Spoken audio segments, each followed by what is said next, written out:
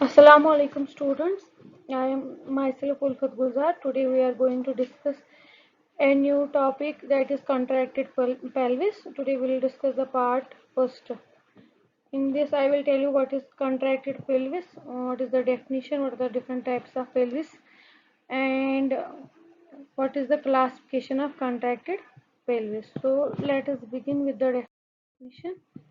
Contracted pelvis can be anatomically defined as a pelvis in which one or more of its diameter is reduced below the normal by 1 or more centimeters. Means कि अगर हम anatomically define करेंगे contracted pelvis, सबसे पहले मैंने आपको pelvis पढ़ा है, मैंने आपको बोला है कि पेल्विस के कितने पार्ट्स होते हैं, इसकी कितनी बोन्स होती है, कौन कौन सी बोन आती है, स्टियम, प्यूबिक बोन, इलियम। तो इसमें से क्या होता है एनाटॉमिकली अगर हम डिफाइन करेंगे तो मैंने आपको पढ़ाया है पेल्विस, जो मैंने आपको पढ़ाया है उसमें मैंने आपको पढ़ाया कि पार्ट्स ऑफ पेल्विस क्या होते हैं, डायमीटर्स ऑफ पेल्विस क्या है, नॉर्मल पेल्विस किसको, जिसमें आपको मैंने एंथ्रोपॉइड, गायनोकॉइड, प्लेटोपॉइड, जो डिफरेंट टाइप्स ऑफ पेल्विस पढ़ा है।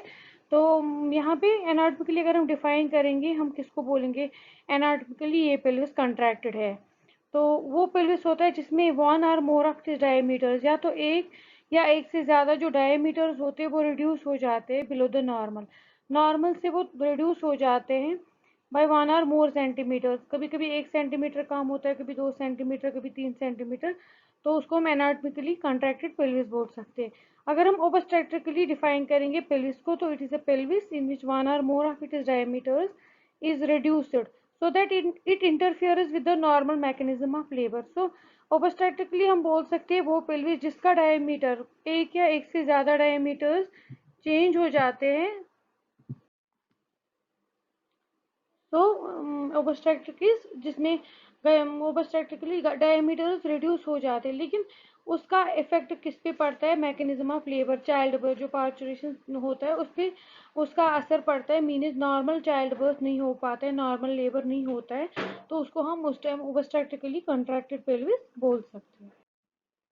सो factors influencing the size and shape of, अब कौन सी चीज़ें होती है, कौन से फैक्टर्स होते हैं जिनकी वजह से size and shape of pelvis पे इन्फ्लुएंस होता है, असर होता है। तो अगर हम जनरली देखेंगे डेवलपमेंटल फैक्टर्स, मतलब किसी को हेरिडिटी होती है, कंजेनिटल बाय बर्थ कोई डिफेक्ट होता है, कोई रेशियल फैक्टर होता है, जिस रेस से वो आते हैं उस रेस में कोई पहले से कोई ना कोई प्रॉब्लम होती है। न्यूट्रिशनल फैक्टर मतलब किसी का माल न्यूट्रिशन होता है, जैसे कोई कमज़ोर होता है, बहुत ज़्यादा अंडर नरिश्ड होता है, उस उनमें पेल्विस छोटा होता है। Sexual factor for example as excessive androgen में प्रोड्यूस एंड्रॉयड पेल्विस, तो अगर एक्सेसिव एंड्रोजन हार्मोन निकलते हैं उसकी वजह से जो पेल्विस होता है वो एंड्रॉयड होता है, तो वो भी उसकी वजह से भी जो डायमीटर्स होते हैं, पेल्विस का शेप साइज होता है वो चेंज हो जाता है, जो नॉर्मल नहीं होता है। मेटाबॉलिक फैक्टर जैसे कि रिकेट्स होता है, ऑस्टियोमलेशिया होता है, तो ये बोन डिजीज डिसऑर्डर है, तो उसमें भी shape and size of pelvis change हो सकता है। ट्रामा, डिजीज और tumours of bony pelvis, legs और सुपाइनस, कभी कभी किसी को ट्रामा हुआ होता है, एक्सीडेंट, इंजरी, जिसकी वजह से पेल्विस का साइज, शेप वगैरह चेंज हो जाए, कोई डिजीज, कोई ट्यूमर फॉर एग्जांपल बोन, जो पेल्विक बोन होती है उसमें कभी कोई ट्यूमर हो जाए, या लेग्स या सुपाइन में भी अगर कोई प्रॉब्लम होती है, उसका इनडायरेक्ट इफेक्ट किस पे पड़ता है, डायरेक्ट इफेक्ट, इनडायरेक्ट इफेक्ट पड़ सकता है structure and size of the pelvis. Now what is the aetiology of contracted pelvis, अब कौन सी काजेज है जिनकी वजह से कंट्रैक्टेड पेल्विस हो सकता है, मीन्स की जिनकी वजह से साइज ऑफ जो पेल्विस होता है वो रिड्यूस हो जाता है या चेंज हो जाता है।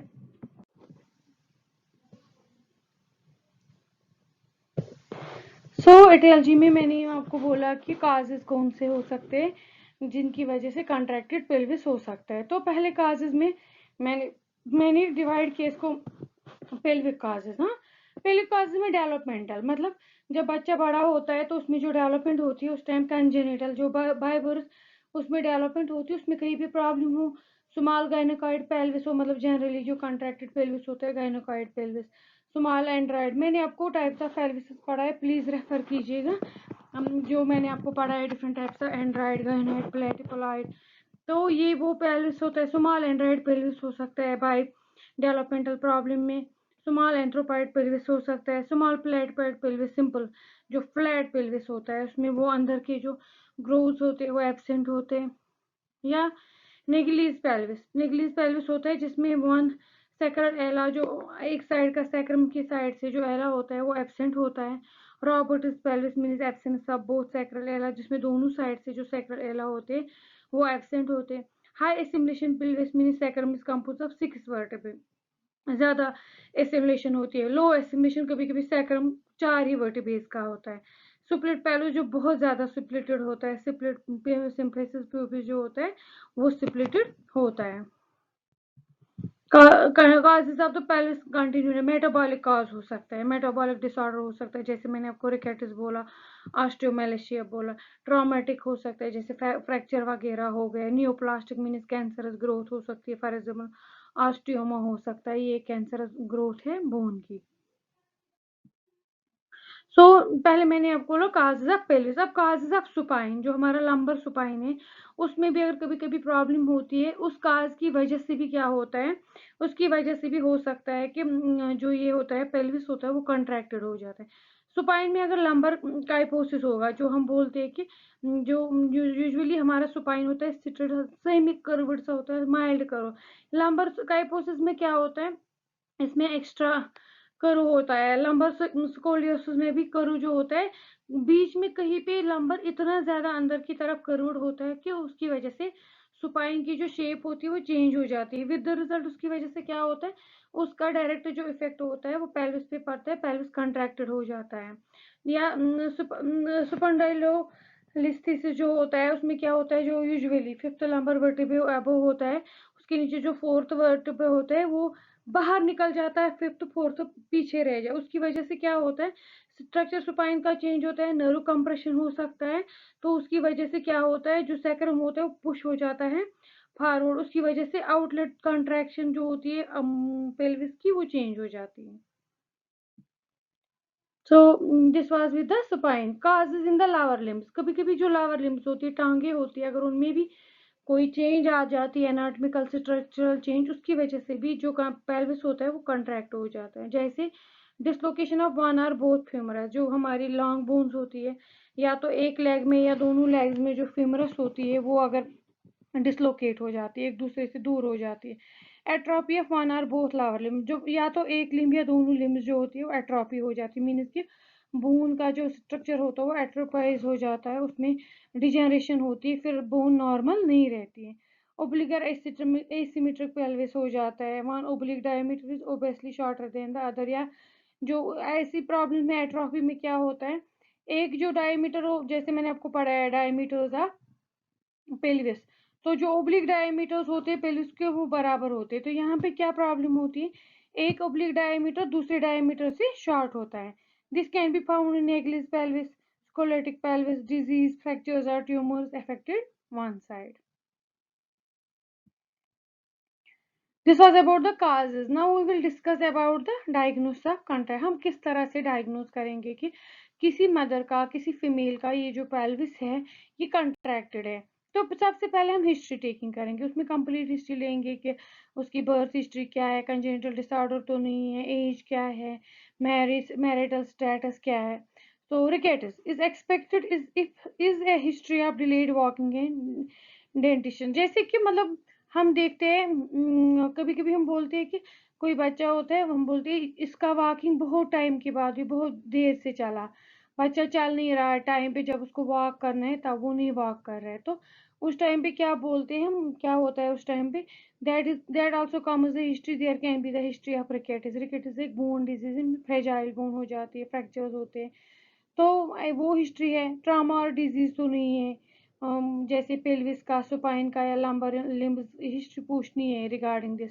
Bad obstructive history, for example अगर किसी की अब डिलीवरी हो गई है, बच्चा पैदा हुआ है, उसको हमें पूछना है कि आपका जो पहला लेबर था कहीं वो बहुत ज़्यादा बैड तो, बैड लेबर, बैड और प्रोलॉन्ग्ड लेबर मीन्स जिसमें जो लेबर होता है, फर्स्ट स्टेज ऑफ लेबर होता है, जब तक डिलीवरी होती है वो बहुत आवर्स तक चलती है, बहुत पेनफुल होता है।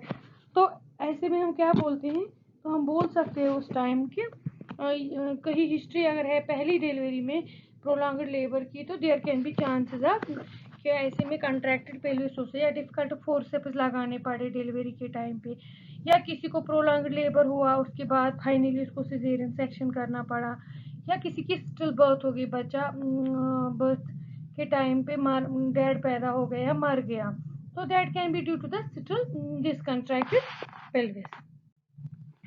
फिर उसके बाद हम क्या करते हैं, एग्जामिनेशन करते हैं। एग्जामिनेशन में पहले हम करते हैं जनरल एग्जामिनेशन। जनरल एग्जामिनेशन में हम किस तरह कर सकते हैं, गेट। गेट मीन्स हम देखते हैं कि मदर कैसे चल रही है, एबनॉर्मल गेट तो नहीं है, सजेस्टिंग एबनॉर्मलिटीज इन पेल्विस सुपाइन लोअर लिम्स।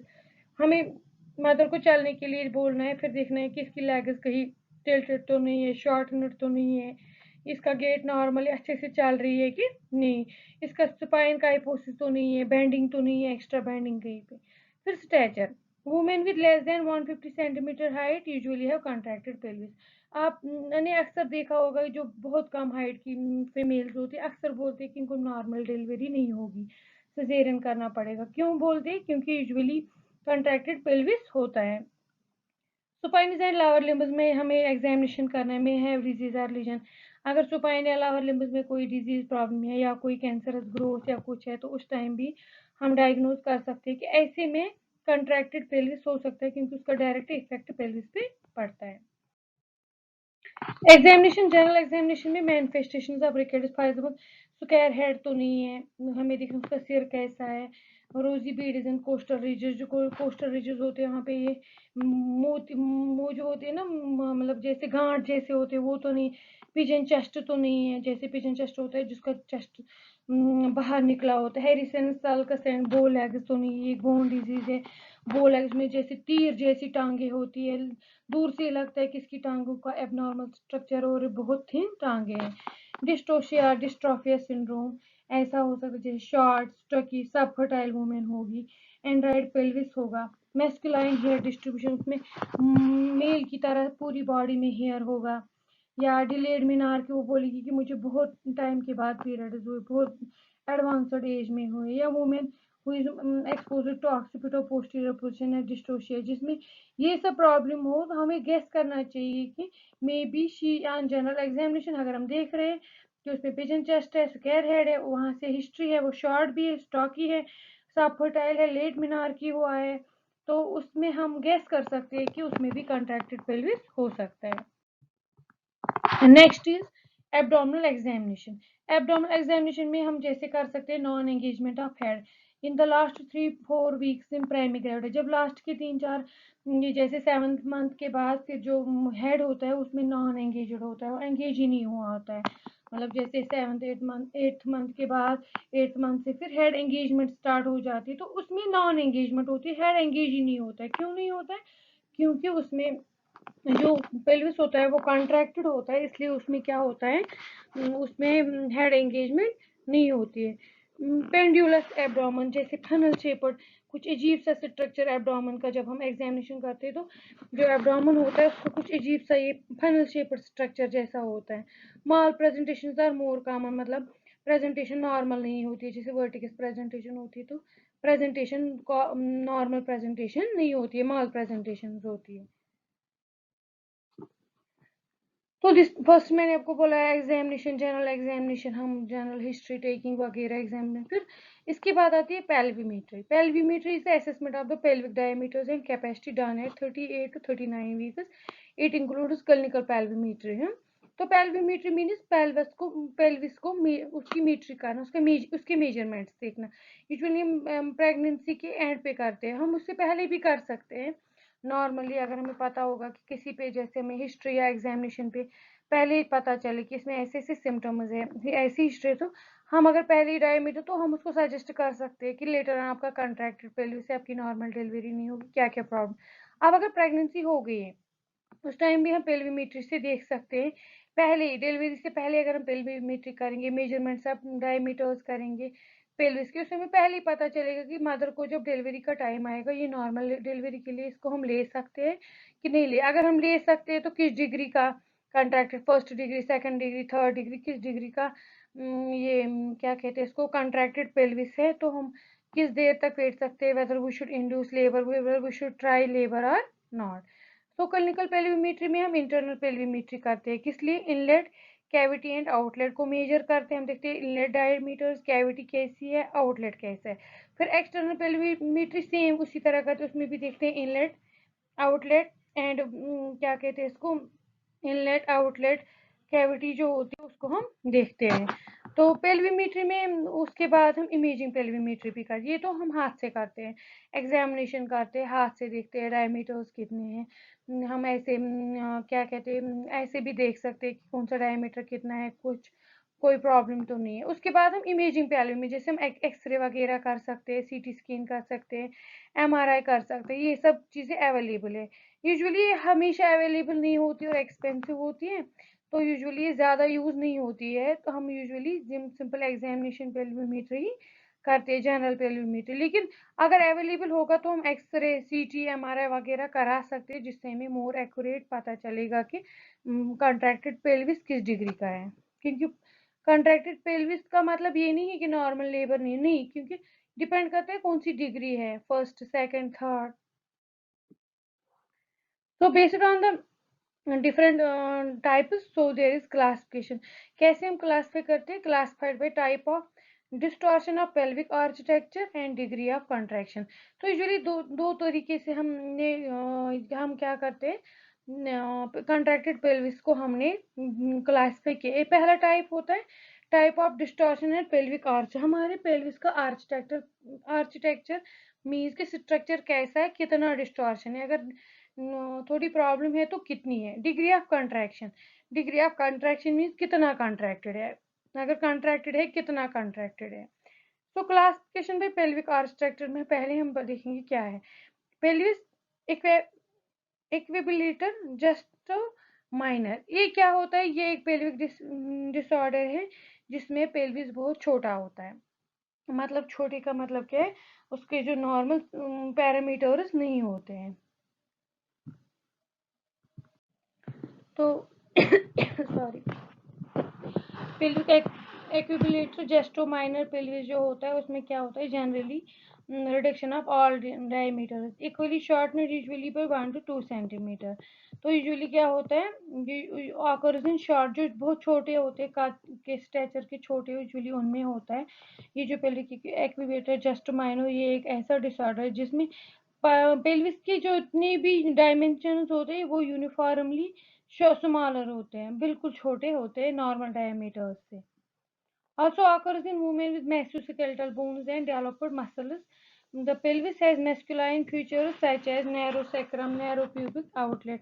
तो यूजुअली ये उनमें भी होते हैं, बहुत छोटे होते हैं या बहुत मैस्यूस्केलेटल, जिनका बॉडी बिल्डअप फीमेल्स का बहुत बड़ा सा होता है, मैस्यू होता है, बहुत ज़्यादा मसल्स डेवलप्ड होते हैं। ये यूजुअली मेल मेस्कुलाइन फीचर्स के साथ मैच होता है, जैसे नैरो सेक्रम होता है, नैरो प्यूबिक आउटलेट होती है, मतलब फनल शेप्ड इसमें ये जो पेल्विस होता है फनल शेप्ड होता है। दूसरा क्लासिफिकेशन, इस क्लासिफिकेशन में आर्च स्ट्रक्चर में प्रॉब्लम है, फ्लैट पेल्विस होगा। रिड्यूसर एंटीरियर पोस्टीरियर डायमीटर्स हो सकते हैं with normal transverse and oblique diameters. उसमें ओब्लिक और ट्रांसवर्स डायमीटर नॉर्मल होते हैं, लेकिन एंटीरियर पोस्टीरियर डायमीटर छोटे होते हैं। Has two types of contraction, simple flat means की पेल्विस जो मैंने आपको पढ़ा है, entire sacral platform is dislocated towards the symphysis, hence all the anterior posterior diameters of all pelvic planes are reduced। इसमें क्या होता है, कंट्रैक्टर जो सिंपल फ्लैट होता है, जो सैक्रल प्लेटफॉर्म होता है वो डिस्लोकेट हो जाता है, उसकी वजह से क्या होता है, एंटीरियर पोस्टीरियर डायमीटर जो पेल्विक प्लेन्स के होते हैं वो कम हो जाते हैं। फिर सेकंड होता है flat rachitic anterior posterior diameter of pelvic inlet only is reduce, जिसमें सिर्फ flat rachitic anterior posterior diameter जो होते हैं सिर्फ वो रिड्यूस हो जाते हैं। Next type is generally contracted pelvis. All diameter is reduced but the anterior posterior diameters are shortened greater than the others. तो इसमें generally contracted pelvis में हर कोई diameter छोटा है, लेकिन anterior posterior diameter जो होता है वो ज़्यादा ही short हो जाते हैं greater than others जो बाकी होते हैं। Usually connected with rickets of child, usually उनमें देखा जाता है जिनमें childhood में rickets हुआ होता है। Rare forms of contracted pelvis जो बहुत कम होते हैं, कॉन्ट्रैक्टेड मीन्स ओटोज पेल्विस, वो क्या होता है, develop as a result of inflammatory process in the hip or knee. कभी कभी हिप या नी में अगर कोई इन्फ्लेमेटरी प्रोसेस हो गई उसकी वजह से एक पेल्विस डेवलप होता है जिसको ओटोज पे, लेकिन ये बहुत रेयर है, बहुत कम होता है। Beaked pelvis, under development of both sacral wings, अगर सैक्रल विंग्स दोनों जो होती है वो अंडर डेवलप रहती है, ये भी बहुत रेयर है। सुपरडाइलोलिथिक पेल्विस, जो मैंने आपको पहले ही बोला, सुपरडाइल means bending, curving, form due to partial dislocation of last lumbar vertebrae in front of first sacral. जो मैंने कहा कि एक वर्टिब्रे डिसलोकेट हो जा, आगे की तरह चला जाता है, दूसरा अपनी जगह रहता है, तो उसकी वजह से क्या होता है, ये पेल्विस पेल्विस स्पॉन्डिलोसिस हो जाता है और कंट्रैक्टेड पेल्विस हो जाता है। ऑस्टियोमैलेशिक पेल्विस, जिसको ऑस्टियोमैलेशिया बोन डिजीज हो जाती है, उसमें भी हो सकता है।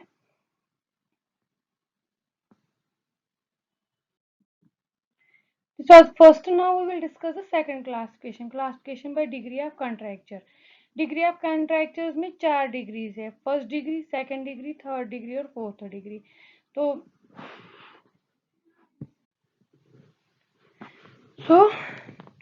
4 डिग्रीज में फर्स्ट, सेकंड, थर्ड और फोर्थ। फर्स्ट डिग्री होता है ट्रू कंजुगेट।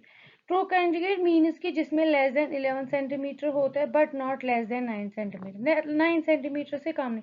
ट्रू कंजुगेट को हम क्या बोलते हैं, हम इसको एनाटॉमिकल कंजुगेट भी बोलते हैं। ट्रू कंजुगेट होता क्या है, it is the diameter that represents the shortest diameter through which the head must pass in descending into the superior stress। Means कि वो शॉर्टेस्ट, ये ट्रू कंजुगेट वो शॉर्टेस्ट डायमीटर है जिसमें से हेड पास हो सकता है जब डिसेंडिंग होती है ड्यूरिंग डिलीवरी, उसमें से हेड पास होगा। तो ये जो फर्स्ट डिग्री होता है true conjugate, it should not be less than 11 centimetre but it can be less than 11 centimetre but not less than 9 centimetre. तो स्पॉन्टेनियस डिलीवरी इजीली हो सकती है। फिर सेकंड डिग्री मतलब ट्रू कंजुगेट, एनाटॉमिकल कंजुगेट किसको बोलते हैं, सेकंड डिग्री ये कंट्रैक्चर, जिसमें 9 to 7.5 सेंटीमीटर डायमीटर हो, मीन इसके बराबर 9 to 7.5, 7.5 से कम नहीं होना चाहिए। तो इसमें भी स्पॉन्टेनियस डिलीवरी पॉसिबल है बट कॉम्प्लिकेशन हो सकती है मदर को भी और बेबी को भी।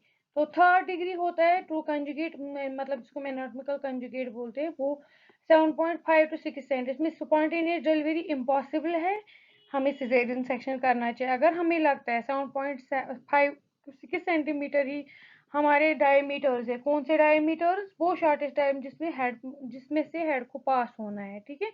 अगर वो 7.5 to 6 सेंटीमीटर है तो हमें याद रखना चाहिए कि स्पॉन्टेनियस डिलीवरी पॉसिबल नहीं है, तो उस टाइम में सिजेरियन सेक्शन के लिए जाना चाहिए, मीन्स के एलएसएस के लिए जाना चाहिए।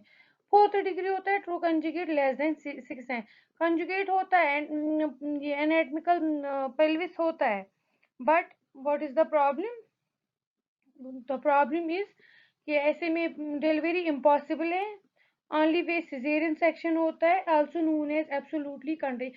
इसी को हम एब्सोल्युटली कंट्रैक्टेड पेल्विस बोलते हैं, जो फोर्थ डिग्री होता है, जिसमें true conjugate mean shortest diameter जिसमें से हेड को पास होना होता है वो लेस देन 6 सेंटीमीटर होता है, उसको हम एब्सोल्यूट कंट्रैक्टेड पेल्विस बोलते हैं। उस टाइम डिलीवरी इम्पॉसिबल है, नॉर्मल डिलीवरी, हमें एनी हाउ सिजेरियन सेक्शन के लिए जाना चाहिए। थर्ड डिग्री और फोर्थ डिग्री में हमें हमेशा caesarean section prefer, first degree और सेकंड डिग्री में हम वेट कर सकते हो सकता है, बट सेकंड डिग्री में कॉम्प्लिकेशन हो सकते हैं, फर्स्ट डिग्री में डिलीवरी हो सकती है, टाइम लगेगा, असिस्टेड डिलीवरी हो सकती है बट टाइम लगता है।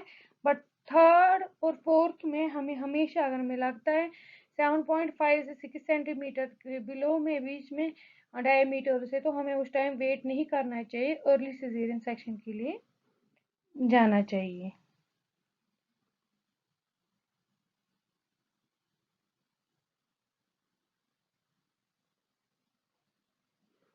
तो यूजुअली आपको पता होगा ट्रू कंजुगेट कैसे मेजर करते हैं।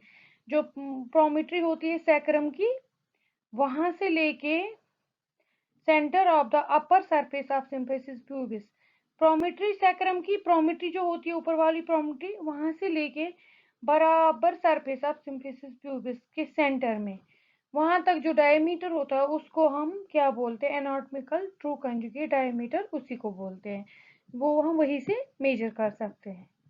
तो होप यू हैव अंडरस्टूड मैंने आपको क्या पढ़ाया, कंट्रैक्टेड पेल्विस क्या होता है, उसके काजेस क्या क्या हो सकते हैं, congenital, there can be disease factor, there can be trauma, there can be neoplasm, there can be metabolic factors। और मैंने आपको इसमें ये भी बोला कि हम किस तरह से डायग्नोज कर सकते हैं, हिस्ट्री, फिजिकल एग्जामिनेशन, पेल्विमेट्री, ये सारी चीज़ें बहुत important, general examination, head to toe examination, फिर इंटरनल आउटलेट कैविटी भी सब कुछ हमें देखना चाहिए।